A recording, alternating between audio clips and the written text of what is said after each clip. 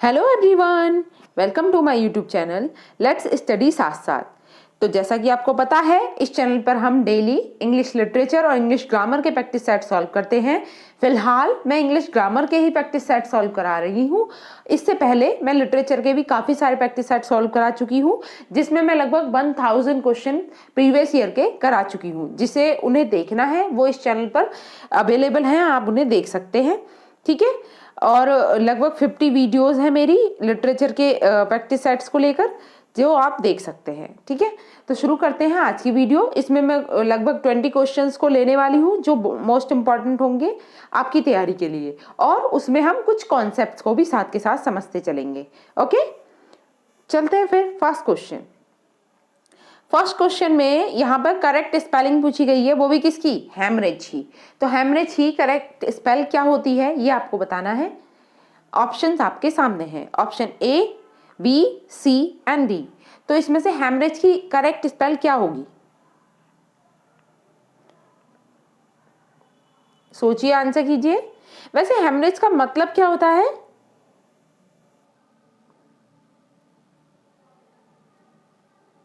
देखिए, हेमरेज एक तरीके से मेडिकल कंडीशन कह सकते हैं आप। Medical condition in which there is a severe loss of blood from inside a man's body.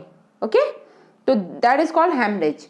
और एक तरीके से मतलब ब्लड की सर्कुलेशन जो होती है इंटरनल बॉडी में, वो उसका सीवियर लॉस हो जाना। ठीक है, तो अब हेमरेज की करेक्ट स्पेल क्या होगी?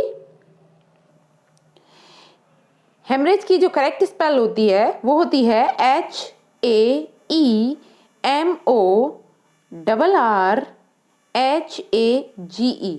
ओके, तो हमारा option number C is the right answer. Okay, now moving to the next. Next is teaching in universities in now considered a lucrative job. अब लुक्रेटिव का नियरेस्ट मीनिंग बताना है कि क्या होगा। ऑप्शन है रिस्की, प्रॉफिटेबल, ऑनरेबल, अनडिग्निफाइड। तो lucrative का नियरेस्ट मीनिंग यानी सिनोनिम क्या होगा? सोचिए, आंसर कीजिए। What is the synonym of this word lucrative? देखिए, लुक्रेटिव का जो सिनोनिम होता है वो होता है प्रॉफिटेबल, लाभप्रद। ठीक है, option number B is the right answer. बाकी सबका मीनिंग आपको पता ही है। रिस्की क्या होता है, ऑनरेबल क्या है, अनडिग्निफाइड क्या है।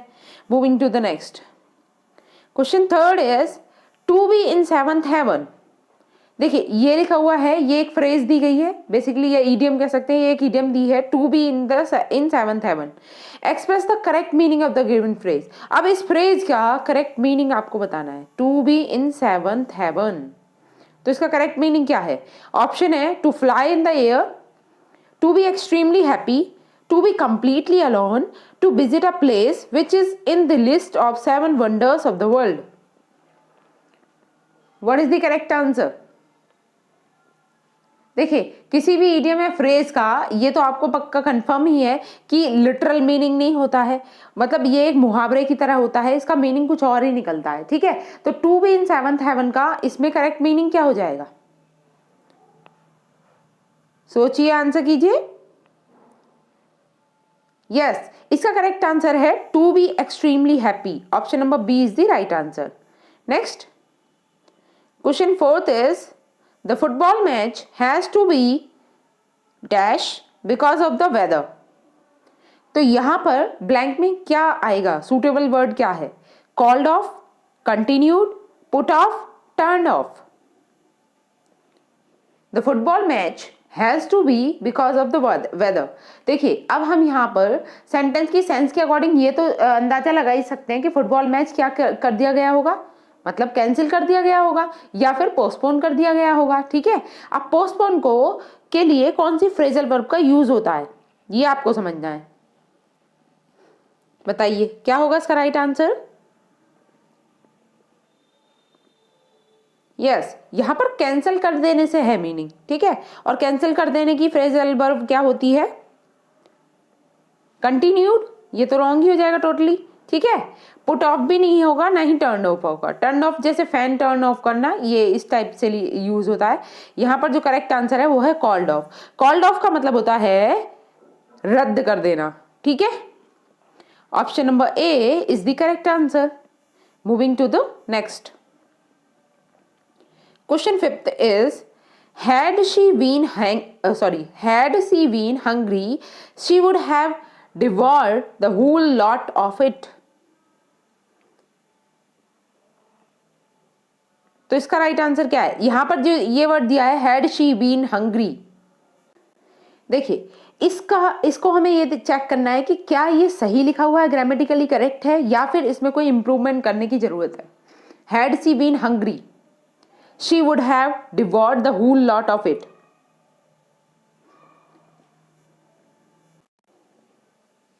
ऑप्शंस आपके सामने हैं।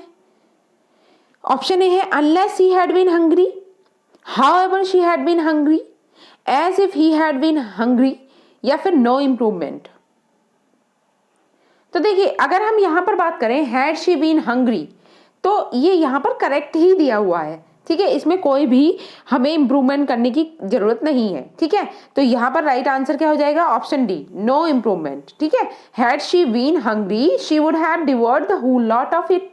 Okay, option number D is the right answer. Moving to the next question. Sixth is Sunanda is, देखिए एरर फाइंडिंग से क्वेश्चन है, इसमें एक सेंटेंस को 4 पार्ट्स में बेसिकली डिवाइड कर दिया गया है और हमें चेकआउट करना है कि किस पार्ट में एरर है। Okay, Sunanda is extremely intelligent but lack of motivation. अब आपको एरर पार्ट फाइंड आउट करना है। ऑप्शन ए है extremely intelligent, lack of motivation, या सुनंदा इज बट। किस पार्ट में आपको एरर लग रही है?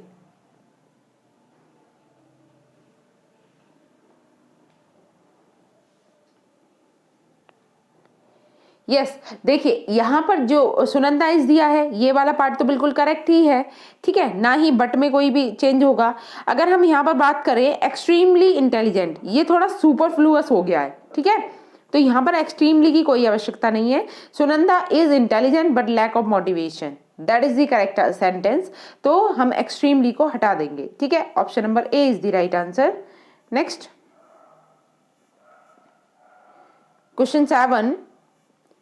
I debased form of tragedy is known as a debased form of tragedy is known as, ये एक लिटरेचर से आ गया है क्वेश्चन हमारे ग्रामर के पार्ट में, ठीक है, तो हम इसे भी सॉल्व कर लेते हैं। वैसे a debased form of tragedy is known as, अब डिबेस्ड फॉर्म ऑफ ट्रेजेडी जो होती है उसे किस नाम से जानते हैं? Masque, melodrama, travesty, farce. क्या होगा इसका right answer?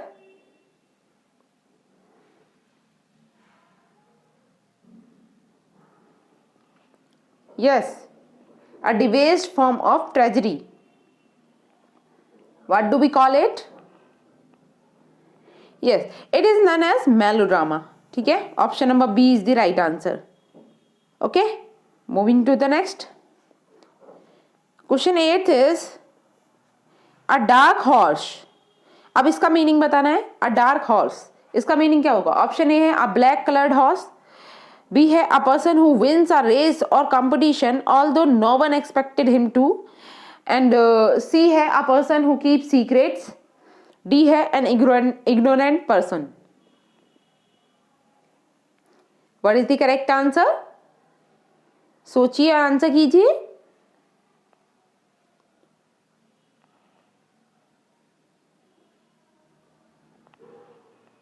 Yes, dark horse का मतलब एक तरीके से अगर हम आम भाषा में बोले तो छुपा रुस्तम जिसे कहते हैं उसे डार्क हॉर्स बोलेंगे।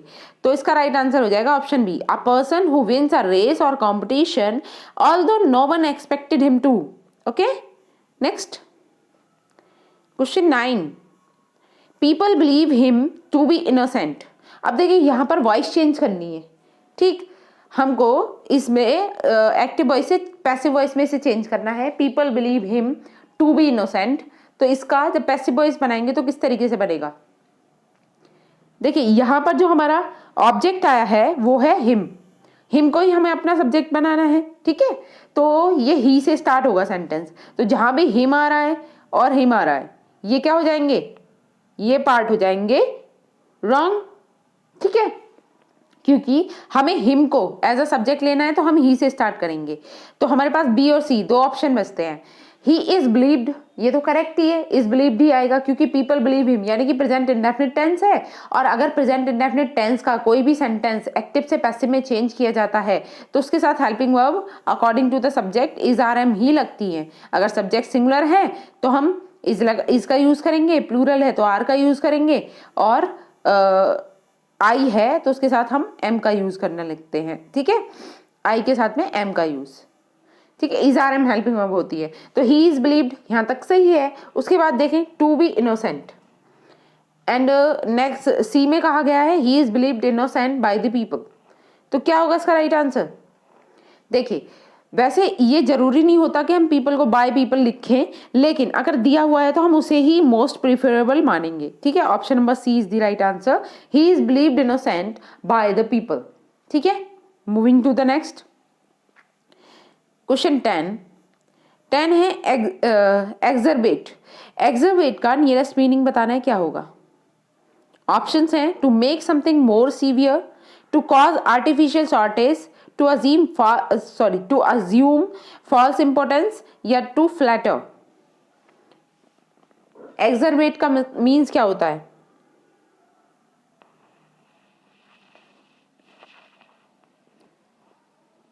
सोचिए, आंसर कीजिए। देखिए एक्सरबेट का मीन्स होता है सब कुछ खराब कर देना या और भी ज्यादा बिगाड़ देना, ठीक है, एक्सरबेट। अब इसका अगर यहाँ पर मीनिंग देखें तो क्या हो जाएगा? To make something more severe, ठीक है। Option number A is the right answer. Moving to the next 11 is water covers most of the earth surface. अब इसका करेक्ट पैसिव वॉइस चेंज करना है, water covers most of the earth surface. तो यहां पर हमें सबसे पहले फाइंड आउट करनी है तीन चीजें। पहला, हमारा सब्जेक्ट क्या है इस सेंटेंस का, वर्ब क्या है या फिर उसका टेंस क्या है, and third part is object क्या है। तो यहां पर अगर हम सेंटेंस में ऑब्जेक्ट की बात करें तो ऑब्जेक्ट क्या है हमारा? Most of the earth surface, this is an object, okay. अब इस ऑब्जेक्ट को ही हमें अपना सब्जेक्ट बनाना है जो कि चारों ऑप्शंस में दिया हुआ है। तो अभी तो हम कुछ फाइंड आउट नहीं कर पाए। Most of the earth surface ये स्टार्टिंग में आएगा। अब हम इसका टेंस पहचानेंगे। टेंस क्या कहता है? Water covers most of the earth surface, यानी कि कवर्स, वाटर सिंगुलर था, वर्ब में ऐसे ही ऐड हुआ, कौन सा टेंस हुआ? Present indefinite tense. अब प्रेजेंट इंडेफिनिट टेंस को जब भी हम एक्टिव से पैसिव चेंज करते हैं तो मैंने अभी लास्ट क्वेश्चन में ही बताया था कि helping verb is are am का यूज करते हैं, ठीक है, अकॉर्डिंग टू द सब्जेक्ट। अगर सब्जेक्ट सिंगुलर है तो इज, प्लूरल है तो आर, और आई आया है तो एम, ओके। तो यहाँ पर है most of the earth surface, तो ये तो एक सिंगुलर सब्जेक्ट है। अब सिंगुलर सब्जेक्ट है तो इसके साथ हम इज का यूज करेंगे और इसके साथ कोई बीइंग का यूज नहीं करेंगे, ठीक है। बीइंग का यूज कब होता?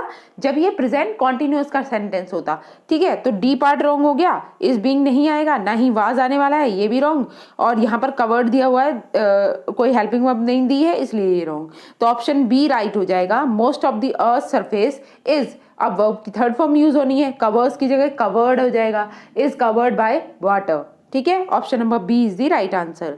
Moving to the next question 12 is as soon as he saw the tiger he fled. तो इसको हमें पॉजिटिव सेंटेंस में ट्रांसफॉर्म करना है, ये ट्रांसफॉर्मेशन से है सेंटेंस। तो जैसा कि इसमें कहा गया है, सॉरी ये एक पॉजिटिव सेंटेंस है, इसको हमें नेगेटिव सेंटेंस में बनाना है, जबकि इसका कोई मीनिंग चेंज नहीं होना चाहिए। इसमें कहा गया है as soon as he saw the tiger he fled. तो इसका जब हम नेगेटिव सेंस बनाएंगे तो किस तरीके से बनाएंगे? ऑप्शंस आपके सामने। He did not flee when he saw the tiger, he saw the tiger yet he did not flee, no sooner did he see the tiger then he fled, he fled as soon as he saw the tiger। तो देखिए negative sense बनाना है, directly आपको समझ आ ही रहा होगा clearly कौन सा option right हो जाएगा। यस, इसका करेक्ट आंसर है option C, no sooner did he see the tiger then he fled, okay. Moving to the next. 13 is hiatus. hiatus का नियरेस्ट मीनिंग क्या होगा? सोचिए और आंसर कीजिए.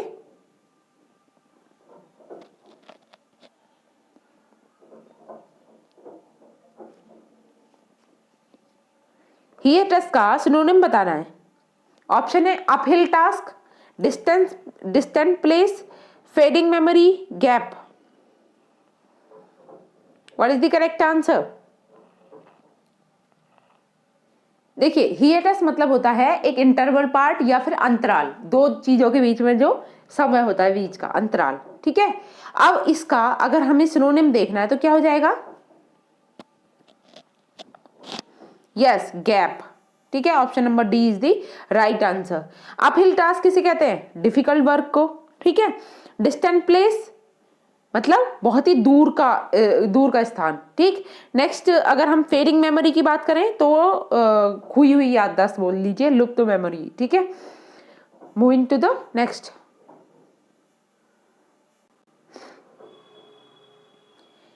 Question number 14. It is alleged that the actor dropped the car at a very high speed. अब इसका भी हमें पैसिव चेंज करना है. It is alleged that the actor drove the car at a very high speed. तो किस तरीके से हम इसे चेंज करेंगे?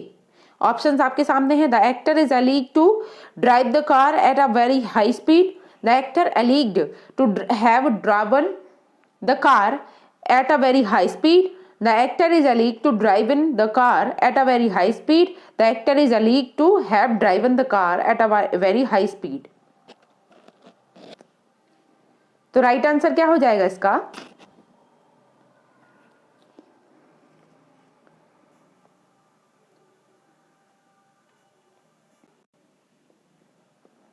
देखिए, ये तो आपको कंफर्म है ही कि ये सेंटेंस द एक्टर मतलब जो हमारा ऑब्जेक्ट था ना इसमें, उसी से बनने वाला है.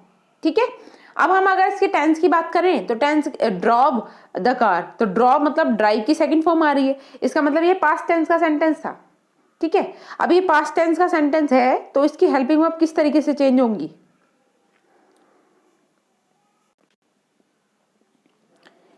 Yes,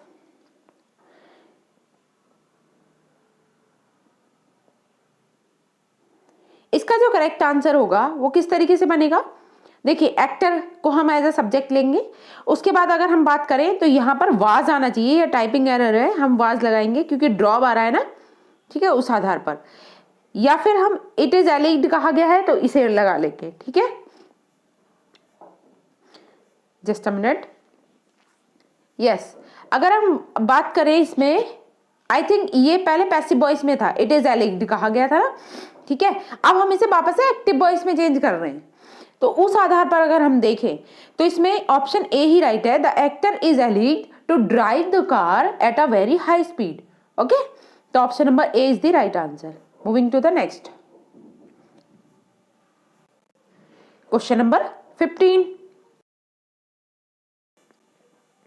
yes, he has been here dash Monday.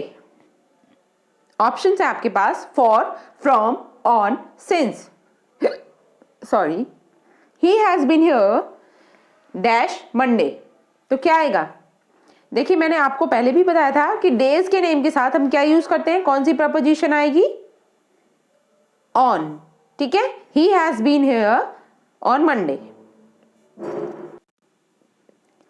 Okay, now moving to the next. Question 16 is there may be an index dash the end of the book. तो क्या आएगा?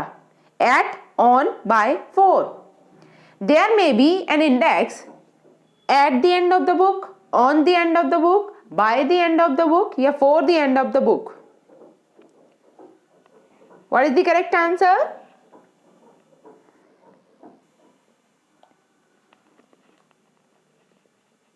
सोचिए, आंसर कीजिए.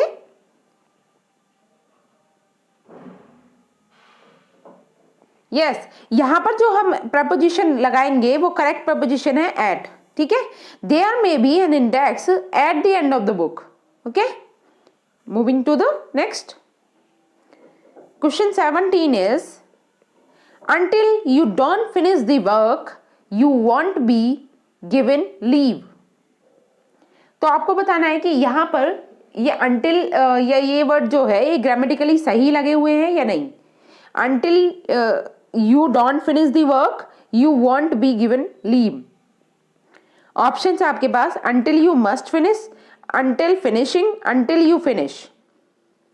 बेसिकली इसके बारे में पूछा गया है कि क्या ये चेंजेबल है, क्या इसमें कोई इंप्रूवमेंट की जरूरत है।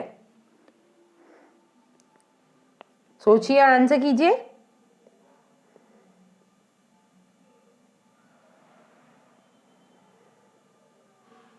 देखिए until अपने आप में खुद एक नेगेटिव वर्ड होता है, ठीक है। अब until के साथ हमें नॉट लगाने की कोई जरूरत नहीं होती, ठीक है। तो इसका करेक्ट आंसर क्या हो जाएगा? इसका करेक्ट आंसर होगा option C until you finish, ठीक है। until you don't finish की जगह क्या आना चाहिए? until you finish the work you won't be given leave, okay। Option number C is the right answer। Moving to the next question 18 is murder of a brother। ये last year भी TGT में पूछा गया question है। तो इसका right option क्या होगा, मतलब इसका मीनिंग क्या होता है या इसे हम क्या बोलते हैं? Murder of the brother, fratricide, homicide, regicide, patricide. What do we call it? Yes, इसका करेक्ट आंसर है फ्रैट्रिसाइड, ठीक है। Option number A is the right answer. Next question 19 is choose the meaning of the word teetotaler. कौन होते हैं teetotaler? Yes, option है आपके सामने। One who drinks only tea, one who takes everything, one who doesn't take any intoxicating drinks, one who is selective in the matter of drinks. Who is none as teetotaller? सोचिए, answer कीजिए। Yes, इसका correct answer है option C one who does not take any intoxicating drinks, okay. Next 20 is the correct spelling is. Pharmaceutical की correct spell क्या होती है?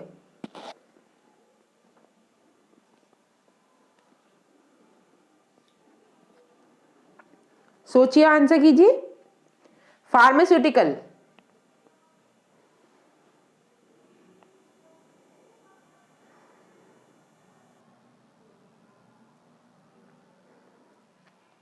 Yes, इसकी correct spell क्या होगी? देखिए फार्मा, सबसे पहले हम फार्मा की लिख लेते हैं, PHARMA, ठीक है। और स्यूटिकल इसकी होती है CEUTICAL। तो option number A is the right answer, okay. तो ठीक है, फिर आज के लिए हम इतना ही रखेंगे। आई होप मेरी ये वीडियो आपको अच्छी लगी होगी, और अगर वीडियो अच्छी लगी है तो आपको क्या करना है? लाइक करना है, शेयर करना है और मेरे चैनल को सब्सक्राइब कर लेना है, जिससे कि आपको इसी टाइप की अच्छी अच्छी वीडियो डेली मिलती रहे, ठीक है। तब तक के लिए thanks for watching, keep learning.